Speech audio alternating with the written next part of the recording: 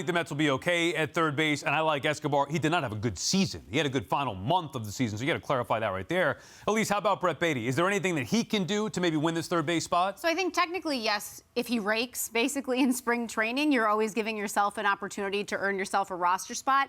My gut, and I'm going to go with it on this one, is that even if he does hit really well in spring training, I think he still starts in the minors. I think he's someone right now who's going to keep getting his reps. And that's not just offensively, it's also defensively, because keep in mind, yes, he can be at third base, but they may want to get looks at him at left field as well. So I think you almost could look at someone like Michael Harris, right? Let him get hot down in the minors, ride that wave, and then you bring him up, and he'll then ride that wave in the big league. So yes, technically, I mean, I think the interesting thing about spring training is you can win a spot. It's really hard, but you actually can lose a spot more than you win it. I don't think this is a situation where Baty's going to lose anything. I just am not convinced that no matter what he does, he will earn it. I'm right there with you, and I think you made an excellent point regarding Brett Baty's defense. We saw him hit in spurts for the Mets.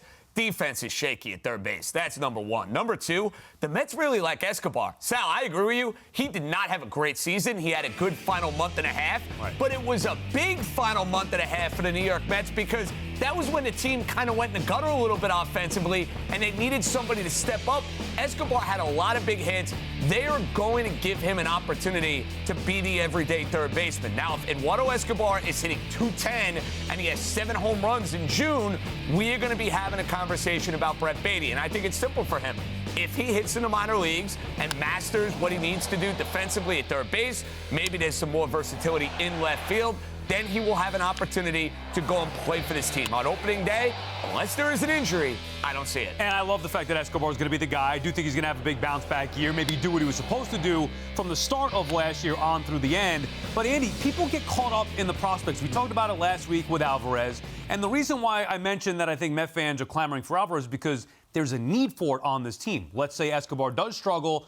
That's where the talk about Baty is going to come up. Well, we didn't get any production last year from third base. Maybe Baty could win that job, as opposed to getting him ready in the minors, have him develop before he could come up here and slide in and contribute the way that the successful organizations do. Well, that's right. That's exactly what they're looking to do. They don't, I mean, everything that Elise and JJ said matches exactly the reporting that I've done on this. He hasn't hit his benchmarks, particularly defensively. Neither is Alvarez, by the way. And they don't, then there becomes this thing where teams, they have to listen to their customers, they have to listen to their fans, but they also have to tune them out when it comes to these drum beats for prospects to get up, like when people want to see the shiny new object. In Escobar, they have a third baseman who had more home runs this past year than Carlos Correa. I understand he was ice cold for a lot of the year. You're not obviously not wrong about that, Sal. But that's just the guy, and the other guy isn't ready, and that's the end of it.